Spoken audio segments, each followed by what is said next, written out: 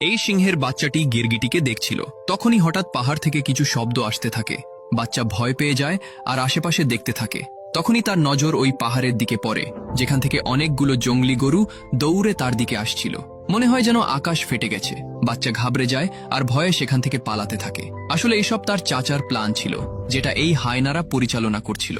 বাচ্চা এই প্ল্যানে পুরোপুরি ফেসে গিয়েছিল আর সেও এই ভিড়ের সাথে দৌড়াতে থাকে। কিন্তু এই ভিড়ের মধ্যে বেশি সময় দৌড়ানো তার জন্য ঠিক ছিল না, কারণ সে যে কোনো সময় এই বড় ভিড়ের নিচে পড়ে যেতে পারত।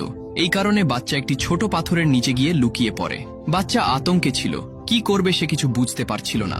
তখনই সে একটি আশার আলো খুঁজে পায় আর একটি শুকনো গাছের দিকে দৌড়ে গিয়ে উপরে উঠে যায়। কিন্তু এই ভিড়ের কারণে সেখানকার জমি কাঁপতে থাকে, যার কারণে গাছের ডালা যে কোনো সময় ভেঙে যেতে পারে। তখনই বাচ্চার চোখে একটি খুশির ঝলক দেখা যায়, কারণ সে তার পিতা সিংহকে দেখে ফেলেছিল।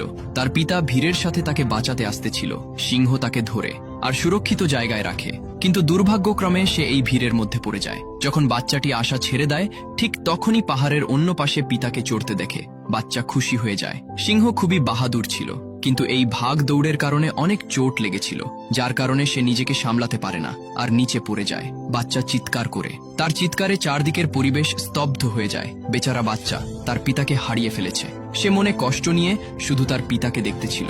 তখনই বাচ্চার চাচা সেখানে চলে আসে। সে বলে, তোর পিতা আমাদের পরিকল্পনার শিকার হয়ে গেছে, আর এখন তোর পালা, আদরের ভাতিজা। বাচ্চা ভয় পেয়ে যায় আর সেখান থেকে পালিয়ে যায়। চাচা সিংহটি তার পিছনে হায়নাদের লাগিয়ে দেয় আর বলে যে সে যেন কিছুতেই বাঁচতে না পারে। বাচ্চা এখন থেমে যায়, কারণ সামনে খাদ ছিল। বাচ্চাটার পা পিছলে সে খাদে পড়ে যায়। হায়নাদের মনে হয় বাচ্চা মরে গেছে। এই কারণে তারা সবাই সেখান থেকে চলে যায়, কারণ এত উঁচু জায়গা থেকে পড়ার পরে বাঁচা প্রায় অসম্ভব ছিল। এখন চাচা সিংহ সবাইকে ধমকে ভয় দেখিয়ে নিজেই জঙ্গলের রাজা হয়ে যায়। সে খুবই নির্মমভাবে তার ভাইয়ের পরিবারকে জঙ্গল থেকে বের করে দেয়। শয়তান সিংহ শুধু তার ভাইয়ের ক্ষমতা দখল করতে চেয়েছিল, যেই কাজে সে সফল হয়ে গিয়েছে। কিন্তু কাহিনী তো এখন মাত্র শুরু হয়েছে, কারণ ওই বাচ্চা সিংহটি তখনও বেঁচে ছিল।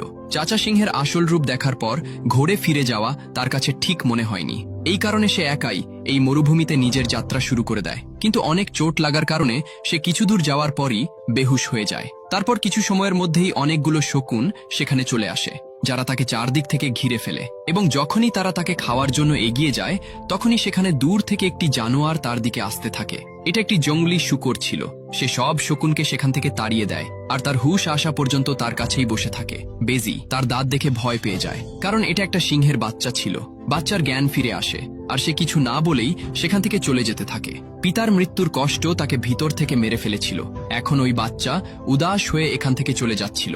বেজি আর শূকর তার সাথে কথা বলার চেষ্টা করে, আর কথা বলতে বলতে তারা ভালো বন্ধু হয়ে যায়। তারা দুজনেই তাকে ভরসা দেয় যে জীবনে সবাই আপনজনকে হারায়, এটা নিয়তির নিয়ম। কিন্তু এর অর্থ এই নয় যে তোমার বেঁচে থাকা বন্ধ করে দিতে হবে, আর তুমি তো একটি বাহাদুর সিংহের ছেলে। এটা শুনে বাচ্চা খুবই ভালো অনুভব করে। তখন এরা দুজন তাকে তাদের জঙ্গলে নিয়ে যায়। জঙ্গল দেখে বাচ্চা সিংহের অনেক ভালো লাগে, কিন্তু এখানকার প্রাণীরা সিংহের বাচ্চাটা দেখে অবাক হয়ে যায় আর ভাবে এই সিংহের বাচ্চা তাদের জঙ্গলে কোথা থেকে এলো, কারণ তারা বিশ্বাস করত যে সিংহ কখনোই তাদের শুভাকাঙ্ক্ষী হতে পারে না। কিন্তু বেজি আর শূকর কারোর কথা শোনে না। আর কিছু সময় পর তারা সবাই একসাথে থাকতে শুরু করে। এভাবেই একসাথে থেকে কিছু বছর কেটে যায়। এখন ওই বাচ্চা বড় হয়ে গেছে, যাকে সবাই ছিনবা নামে জানত, যে দেখতে ঠিক তার বাবার মতোই ছিল। এদিকে চাচা সিংহ বনে আতঙ্ক সৃষ্টি করে রেখেছিল। তার ক্ষুধা মেটানোর জন্য নিরীহ প্রাণীদের হত্যা করত। সময়ের সাথে সাথে লোভ আরও বেশি বেড়ে যায়। তার রাজ্যে কেউ ঠিকমতো খাবার পেত না, কারণ সে নিজেকে ছাড়া অন্য কাউকে শিকার করতে দিত না, যার কারণে ছিনবার পরিবারের লোকজন সব সময় ক্ষুধার্তে থেকে যেত। তারা খুবই অসহায় ছিল। তারা কিছুই করতে পারত না, কারণ তাদের চারদিকে চাচা সিংহের দাপট ছিল।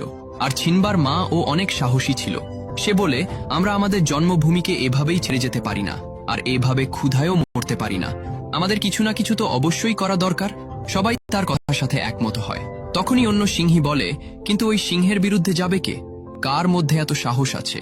ঠিক তখনই একটি হায়না আসে আর ছিনবার মাকে তার সাথে নিয়ে যায়। সবাই ভয় পেয়ে আছে যে এখন কি হবে। ছিনবার মা সিংহের কাছে যায়। তখন সিংহ বলে, আমি জানি তোমরা কি পরিকল্পনা করছো, কিন্তু তোমাদের কোনো পরিকল্পনাই কাজ করবে না। ছিনবার মা বলে, এভাবে কতদিন তুমি নিরীহ প্রাণীদের মারবে? বন্ধ করে এসব। তখনই সিংহ বলে, শিকার করা আমাদের স্বভাব। যদি আমরা শিকার না করি তাহলে আমরা খাবো কি? তখন ছিনবার মা বলে, কিন্তু তুমি যেই পদ্ধতিতে করছো এটা ভুল। তখন সিংহ রেগে যায় আর আদেশ দেয় যে এই বাকি খাবার হায়নারা খাবে, আর তোমাদের পরিবার আজও না খেয়ে মরবে, আর সেখান থেকে চলে যায়। এদিকে ছিনবা পুরোপুরি জঙ্গলের সাথে মিশে গিয়েছিল। সে তার পরিবারকে ভুলেই গিয়েছিল, কিন্তু রাতের কালো অন্ধকারে সে তারার দিকে দেখতে দেখতে নিজের পিতাকে অবশ্যই স্মরণ করত আর উদাস হয়ে যেত, কারণ সে নিজেকে পিতার মৃত্যুর দোষী মনে করত। তখনই তার একটি পশম খুলে পানিতে পড়ে যায়, যেটা ঘাস মনে করে একটি পাখি তার বাসায় নিয়ে আসে, আর অন্য পাখিটি সেটা ফেলে দেয়, কারণ সে জানতো যে এটা কোনো ঘাস না, একটা জানোয়ারের পশম। পশম উড়ে মাটিতে গিয়ে পড়ে। তখনই ওই পশম উঠিয়ে একটি পিঁপড়া যেতে থাকে। সেখানে বসে থাকা বান্দরের নজর ওই পশমের উপর পড়ে। সে ওই পশম উঠিয়ে চিনে ফেলে যে এই পশম ছিনবার, যার মাধ্যমে সে অনুমান করে ফেলে যে ছিনবা এখনো জীবিত আছে। এই খবর তার জন্য আর পুরো জঙ্গলের জন্য একটি খুশির খবর ছিল। সে আনন্দে চিৎকার করতে থাকে। এদিকে ছিনবার বন্ধুর উপর একটি সিংহী হামলা করে দেয়। ওই জঙ্গলে সিংহী ঢুকে গিয়েছিল। ছিনবার বন্ধু নিজের জীবন বাঁচাতে পালাচ্ছিল, কিন্তু সিংহীর ক্ষমতার কাছে তারা দুজন কতক্ষণ টিকে থাকতে পারে? দুজনের জীবন বাঁচানো মুশকিল ছিল, কিন্তু তখনই সেখানে ছিনবা চলে আসে আর হামলা করে দেয়। দুজন সিংহই শক্তিশালী ছিল।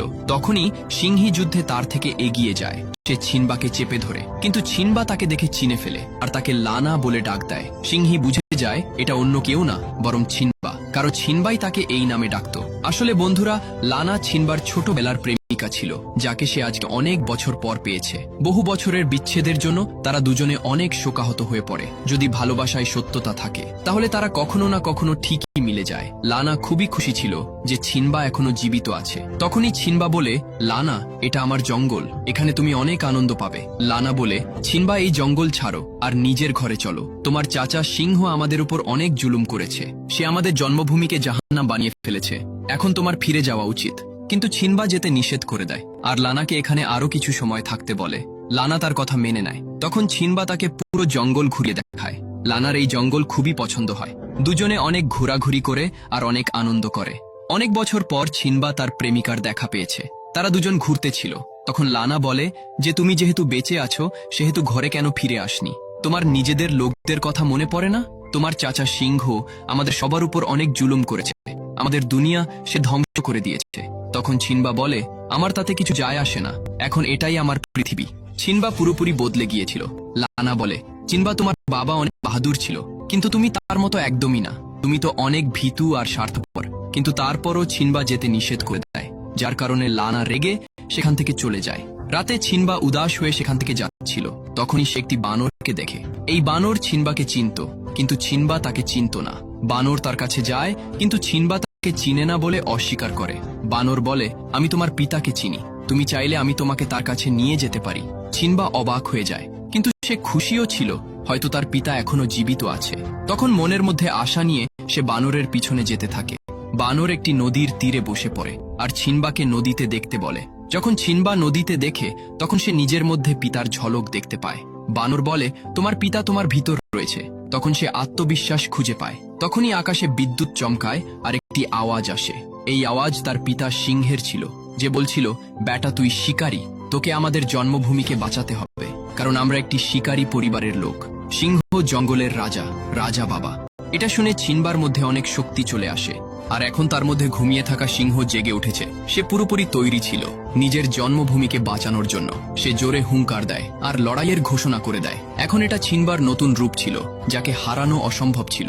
ছিনবা নিজের জন্মভূমির দিকে বের হয়ে যায়, আর কিছু দূর যাওয়ার পর সে লানার দেখা পায়। লানা তার এই রূপ দেখে অনেক খুশি হয়। এখন দুজনে একসাথে নিজেদের জন্মভূমির কাছে পৌঁছে যায়। নিজের জন্মভূমির এই অবস্থা দেখে সে অনেক দুঃখ পায়। তখন লানা বলে, ছিনবা, এখন সামনে কি করবা? ছিনবা বলে, নিজের জন্মভূমির রক্ষা করব, যার দায়িত্ব আমার পিতা আমাকে দিয়েছে।